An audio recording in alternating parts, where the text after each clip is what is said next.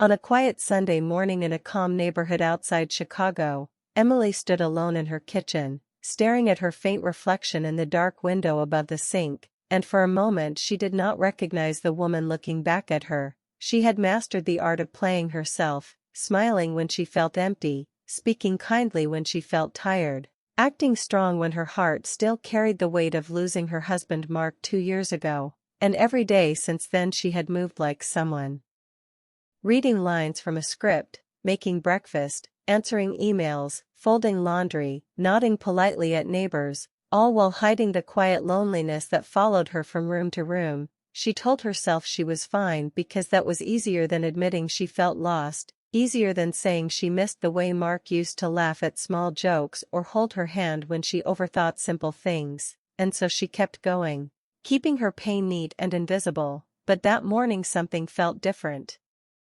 Heavier, as if the silence in the house had grown louder, and when her hands began to shake slightly while pouring coffee she quickly set the mug down and pressed her palms against the counter, taking a slow breath, whispering that she could handle this like she always did. She had promised herself she would never fall apart in front of anyone, especially not in front of Alex, her stepson, who had already lost enough, and so she practiced calm expressions in the window reflection like an actress rehearsing before a show, lifting her chin, softening her eyes, forcing a small confident smile, yet her eyes betrayed her with a shine that came from unshed tears. She turned away, wiping her face quickly, thinking she was alone, but she was not, because Alex had come downstairs quietly for water and paused when he saw her standing there, shoulders tense, breathing uneven, and in that short second he understood more than she realized. He did not interrupt her or make noise, he simply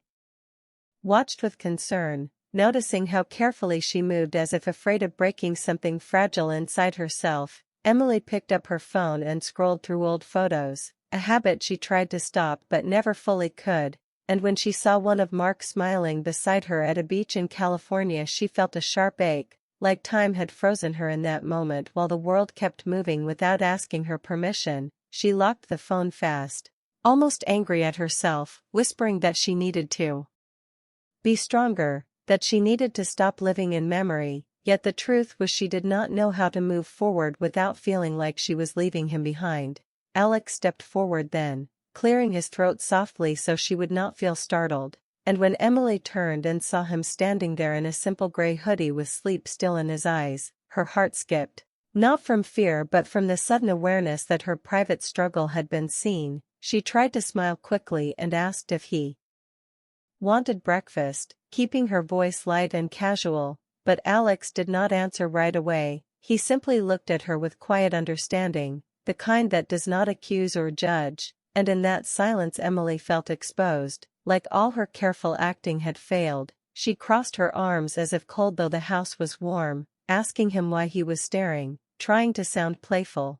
Yet Alex gently said she did not have to pretend around him, and those simple words landed deeper than she expected. Emily laughed softly and said she was not pretending, she was just tired, but even as she spoke she knew he could see through it. Alex walked to the fridge, poured himself water, and leaned against the counter, telling her he sometimes felt the same way, like he was playing the role of doing okay when he was not, and that sometimes it helped to admit it out loud.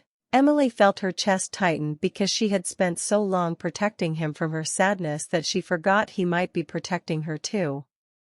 She looked at him differently then, seeing not just her husband's son but a young man who had also learned to hide his pain for the sake of peace, and suddenly the kitchen felt smaller, more honest. She wanted to say she missed Mark every single day, that nights were the hardest, that she felt guilty for wanting more from life, but the words stayed behind her teeth, and instead she told Alex she appreciated him being thoughtful. He nodded and said he just did not want her to feel alone in the same house they both lived in.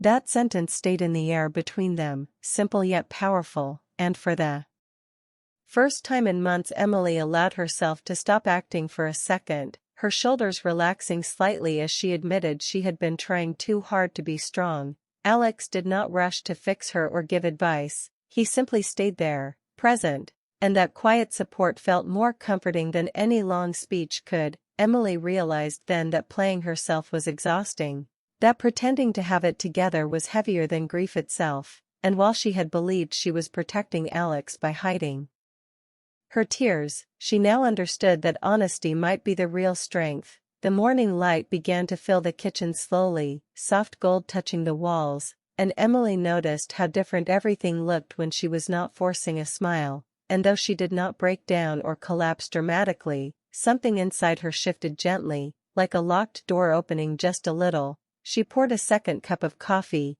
this time with steadier hands, and asked Alex if he wanted to take a walk later, surprising even herself with the invitation, and he smiled, a small but genuine smile, agreeing without hesitation. As he walked back upstairs, Emily remained in the kitchen for a moment longer, breathing deeply, realizing that being seen had not destroyed her the way she feared, it had simply reminded her she was human. She glanced at her reflection once more in the window, and instead of rehearsing a perfect expression, she allowed her face to stay natural, eyes a bit red but honest, and though the ache of loss still lived inside her, it no longer felt like something she had to hide completely. The day had barely begun, yet everything felt slightly different, because for the first time since Mark's passing, Emily was not just playing the role of the strong widow, she was beginning to step back into being herself, and she did not know it yet, but that small moment in the quiet kitchen would become the turning point of her life. After that morning in the kitchen, something unspoken changed between Emily and Alex, and the house no longer felt like a stage where she had to perform strength every hour of the day. Instead, it felt like a place where silence could mean comfort, not pressure. Alex did not suddenly become overly protective or dramatic, he simply began showing up in small steady ways that made a big difference, like knocking gently on her office door in the evening to ask if she wanted tea, or leaving a note on the fridge that said, "Don't forget to take a break," written in his simple handwriting. Emily noticed these things more than she admitted. She had spent 2 years building walls, convincing herself that depending on anyone again would make her weak, yet here was this young man quietly reminding her that support did not always come with conditions. One afternoon, while she struggled with paperwork at the dining table, staring at numbers that blurred together, Alex came home from college earlier than usual and saw her rubbing her temples in frustration. Instead of asking what was wrong in a heavy way, he sat across from her and started telling her about a presentation he had messed up that morning, laughing at himself for forgetting half his points. And the way he told the story, honest and light, made Emily smile without forcing it. She realized he was not trying to distract her from pain but to share real life with her, messy and imperfect. Later that week, he suggested they take evening walks after dinner, saying he needed fresh air to clear his mind, and she agreed even though part of her wanted to stay inside where everything felt controlled. The first walk was quiet, the sky turning soft pink over the houses, the air cool against their faces, and Emily felt awkward at first, unsure what to say without sounding fragile, but Alex broke the tension by asking her about her childhood in Minnesota, about what she loved before she became a wife and stepmother, and the question caught her off guard because no one had asked about her dreams in a long time. She spoke slowly at first, describing how she once loved painting landscapes, how she dreamed of opening a small studio near the lake, and as she talked she felt something warm rise in her chest, something she had buried under responsibility and grief. Alex listened carefully, nodding, asking simple questions that showed he truly cared, and for the first time in years Emily talked about herself not as someone who had lost, but as someone who once hoped. The walks became routine, and with each step around the neighborhood she felt a little lighter, like the weight on her shoulders was shifting into something she could carry without collapsing. One night, under the glow of streetlights, Emily finally admitted she felt lost since Mark passed, that she sometimes woke up unsure of who she was without him, and the words came out faster than she expected, as if they had been waiting for permission. Alex did not look shocked or uncomfortable, he simply said it made sense, that losing someone important changes the shape of your life, and that it was okay if she was still figuring things out. His calm response surprised her because she had feared judgment or pity, but instead she felt understood. She began to notice how careful he was with his boundaries, never overstepping, never replacing what was not his place to replace, and that respect made her trust him more. At the same time, Emily felt a quiet confusion growing inside her, not romantic in an inappropriate way, but emotional, a deep connection built on shared loss and mutual support, and she worried about leaning too much on someone so young. She reminded herself that he was building his own future, that he should not carry her healing on his shoulders, yet he never acted burdened. One evening, as they sat on the porch watching rain fall steadily onto the street, Alex said something simple that stayed with her: "You don't have to be strong all the time to be strong." Emily looked at him, surprised by the wisdom in his voice, and felt tears gather in her eyes, but this time she did not hide them, she let them fall quietly, and he did not rush to fix her, he just sat beside her, present. That small moment changed something deep inside her because she realized she had been playing a role even in her grief, acting like the brave widow who had everything under control, when in truth she was still learning how to breathe in a life that felt different from the one she planned. The more they talked, the more Emily understood that Alex was not rescuing her, he was reminding her of who she had always been, someone capable of growth, someone allowed to feel both sadness and hope at the same time. She started waking up earlier, making her bed with intention, opening windows to let fresh air in, and even rearranging the living room to feel less like a memory museum and more like a home again. She caught herself laughing at small jokes on television, and when she noticed it, she did not feel guilty for once. Alex saw these changes but did not comment on them in a dramatic way. Instead, he treated her progress as normal, as if happiness was something she naturally deserved. Still, late at night, Emily would lie awake questioning herself, wondering if depending on his kindness blurred emotional lines, wondering if she was being unfair by letting him see her vulnerable side, and those doubts would twist in her mind until morning. Yet each day, through simple conversations and shared meals, the fear lost a little power. She began to understand that connection does not always mean complication, sometimes it simply means two people choosing honesty over silence.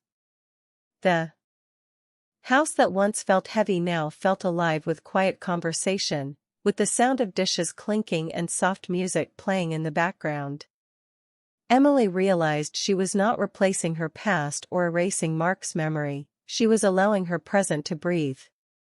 And as she stood one evening at the window again, watching the sunset paint the sky in orange and gold, she saw her reflection clearly, not as a woman pretending anymore, but as someone slowly stepping back into herself, and she knew that whatever came next would be shaped not by fear, but by the courage to accept help when it was offered. By the time spring arrived, Emily felt a quiet shift inside her that she could no longer ignore, and it began with one simple choice that seemed small but changed everything. She signed up for a weekend art class at a community center downtown, something she had talked about for years but never had the courage to actually do, and when she clicked the registration button on her laptop her heart raced as if she had just made a bold move in a new direction. She almost closed the page out of fear, telling herself it was silly at her age, that she had responsibilities, that it was too late to chase old passions, but then she remembered Alex's calm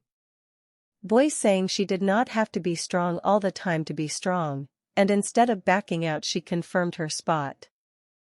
The first class felt awkward and exciting at the same time, the smell of paint filling the bright room, strangers introducing themselves with hopeful smiles, and Emily standing there holding a brush like it was both familiar and new. When she dipped it into color and touched it to canvas, something unlocked inside her chest, not loud or dramatic, just steady and warm, like a forgotten song playing softly in the background of her life. She painted simple landscapes at first, lakes and trees that reminded her of childhood summers in Minnesota, and while she worked she stopped thinking about what she had lost and started thinking about what she could still create. When she came home that afternoon with paint on her hands and light in her eyes, Alex noticed immediately. He did not tease or make a big show of it, he just smiled and asked how it went, and when she told him she felt nervous but alive, he nodded as if this was exactly what he hoped would happen. Over the next few weeks, Emily built small new habits that slowly replaced the heavy routines of grief. She woke up earlier to stretch by the window, she cooked new recipes instead of repeating old ones tied to memory, she even changed the curtains in the living room to let more sunlight in, and each change felt like reclaiming a piece of herself she had placed on pause. At the same time, she remained careful, aware of the delicate balance in her home. She did not want Alex to feel responsible for her happiness, so she began encouraging him too, asking about his classes, his friends, his plans after graduation, listening to his ambitions with genuine interest. One evening during their walk, he shared that he was thinking of applying for an internship in another state, something that scared him because it meant leaving familiar ground, and Emily felt a flicker of panic at the idea of the house being empty again, but she swallowed that fear and told him he should go for it, that growth often feels uncomfortable at first. Saying those words out loud made her realize they applied to her as well. That night, lying in bed, she thought about how much she had been playing a careful role for so long, not only hiding sadness but also hiding desire, the desire to live fully again, to laugh without guilt, to imagine a future that did not revolve around what was gone. She understood then that Alex had not rescued her, he had simply reflected her strength back to her until she could see it clearly on her own. The more confident she became, the more natural their relationship felt, grounded in respect and shared history rather than emotional dependence, and that clarity brought relief. She stopped questioning every smile or kind gesture, and instead accepted them as part of a healthy bond built on trust. One afternoon, after finishing a painting she felt truly proud of, Emily stood back and studied it, realizing it was brighter than anything she had created in years, full of bold colors and open skies, and she felt tears in her eyes again, but this time they were not from pain, they were from recognition. She was changing. She decided to hang the painting in the hallway where it could not be ignored, a quiet declaration that she was stepping forward. When Alex saw it, he paused for a moment and said it looked like hope, and she laughed softly because that was exactly what she had tried to capture without even knowing it. As weeks passed, Emily noticed she was no longer counting the days since Mark's passing. Instead, she counted milestones: first class completed, first painting sold at a small local fair, first full night of sleep without heavy dreams.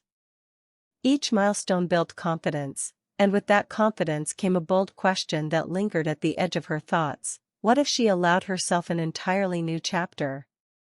The idea felt both thrilling and terrifying. She began exploring job listings online late at night, not out of desperation but curiosity, imagining what it would be like to start somewhere fresh where people knew her not as a widow carrying quiet sorrow but as a woman rebuilding her life with intention. She did not tell Alex right away. She needed to be sure the decision came from her own courage, not from fear of staying stuck. Still, he sensed something shifting again and asked gently if she was thinking about change, and when she admitted she might be, he did not look surprised. Instead, he said he believed she was ready for whatever she chose next. That steady support felt different now because she no longer leaned on it for survival. She stood on her own feet, choosing growth for herself. One evening, as they sat on the porch watching the sky turn deep blue, Emily realized the biggest transformation was not external but internal. She was no longer playing a role for anyone, not for neighbors, not for family, not even for herself. She had allowed grief to shape her but not define her, and that acceptance gave her a calm strength she had never known before. She understood that loving again, whether that meant loving life, loving new opportunities, or even one day loving another person, did not betray the past, it honored it by proving that her heart was still capable of expansion. And as the cool spring air brushed against her face, she felt ready to make a choice that once seemed impossible, a choice that would surprise even the most skeptical part of her mind, because for the first time in years she was not acting from fear, she was acting from hope. The email arrived on a quiet Tuesday afternoon while Emily was cleaning her paint brushes at the kitchen sink. And when she saw the subject line, her heart began to pound because it carried the answer to a question she had been too afraid to say out loud. She dried her hands slowly, opened the message, and read the words twice to make sure they were real. The marketing firm in Seattle had offered her the position she applied for, a creative role that combined organization with design, a job that felt both stable and exciting, and for a moment she simply stood there in silence as the weight of possibility settled around her. This was not just a job offer. It was proof that her life was still moving forward, proof that she was capable of stepping into something new without erasing where she came from. Her first thought was fear, sharp and quick, because accepting meant leaving the house filled with memories, leaving the safe routine she had rebuilt piece by piece, leaving Alex as he prepared for his own internship out of state. But right behind the fear came a steady wave of clarity, a voice inside reminding her that growth often asks for courage before it offers comfort. That evening she asked Alex to sit with her on the porch, the same place where so many honest conversations had unfolded, and as the sky turned soft orange she told him about the offer. He listened without interrupting, and when she finished, bracing herself for hesitation, he surprised her by smiling wide and saying he was proud of her. His reaction removed the last layer of doubt she had been carrying. They talked about practical things, timelines, apartments, the distance between cities, but beneath the details there was something deeper, a shared understanding that both of them were stepping into new chapters at the same time. Emily admitted she was scared of starting over in a place where no one knew her story, and Alex gently reminded her that sometimes being unknown is a gift because it allows you to introduce yourself as the person you are becoming, not just the person you used to be. His words settled in her heart, and that night she accepted the job. The weeks that followed moved fast, filled with boxes, paperwork, and quiet reflection. As she packed old photographs and folded familiar blankets, she did not feel the crushing sadness she once expected. Instead she felt gratitude, thanking each memory for shaping her without holding her back. She visited Mark's favorite park one last time before leaving, standing by the water and whispering that she was choosing happiness again, not instead of him but because of the love they once shared, and the wind across the lake felt like gentle approval rather than resistance. Back at home, she and Alex shared simple dinners surrounded by half-packed rooms, laughing about how strange the house looked without pictures on the walls, and in those final days there was no tension, no confusion, only respect and appreciation for the support they had given each other. She realized that what they built was not dependence but strength, a reminder that family can grow in unexpected ways without crossing lines or losing clarity. On the morning of her departure, the car loaded with suitcases and a few carefully wrapped canvases, Emily walked through each room one last time, noticing how different it felt from the heavy silence of 2 years ago. The air seemed lighter, the walls less burdened, as if the house itself understood that it had served its purpose. When she stepped onto the porch, Alex was waiting with a small envelope in his hand. Inside was a printed photo of her first painting from the art class, the bright landscape full of open sky, and on the back he had written, "This is who you are, never forget." Tears filled her eyes but she did not try to hide them because now she knew vulnerability was not weakness. She hugged him tightly, thanking him for being patient during her hardest days, and he told her she had done the real work by choosing to live again. As she sat in the driver's seat and started the engine, she felt a mix of sadness and excitement swirl together, but neither feeling controlled her. Instead they blended into something powerful, something that felt like freedom. The road ahead stretched wide under a clear blue sky, and for the first time in years she was not looking in the rearview mirror more than necessary. She carried her past with respect but kept her eyes on the horizon. During the long drive to Seattle, she played music she had not listened to since her 20s, singing softly along, allowing herself to imagine new friendships, new routines, maybe even one day a new kind of love built on the lessons she had learned. She did not rush those thoughts, she simply allowed them space to exist. When she reached the city skyline at sunset, glowing against the water, she felt a surge of confidence that surprised her because it did not come from anyone else's reassurance, it came from within. She had been seen at her lowest, supported through her rebuilding, and now she was choosing herself fully. Later that night, standing in her small rented apartment with boxes stacked around her, she opened the window to let in the cool evening air and looked at her reflection in the glass again, just as she had months earlier in the old kitchen, but this time, she did not see a woman pretending to be strong. She saw someone who had faced grief, accepted help with grace, and taken a bold step forward without losing dignity or respect. She smiled naturally, not practicing, not rehearsing, simply existing, and as city lights flickered in the distance she whispered to herself that this was this she never believed she could do. She chose a new beginning without fear defining her. And in that quiet apartment, surrounded by possibility, Emily understood that the most unbelievable part of her story was not that someone helped her when she was struggling, but that she found the courage to help herself, and that courage would guide her into every tomorrow waiting beyond the window.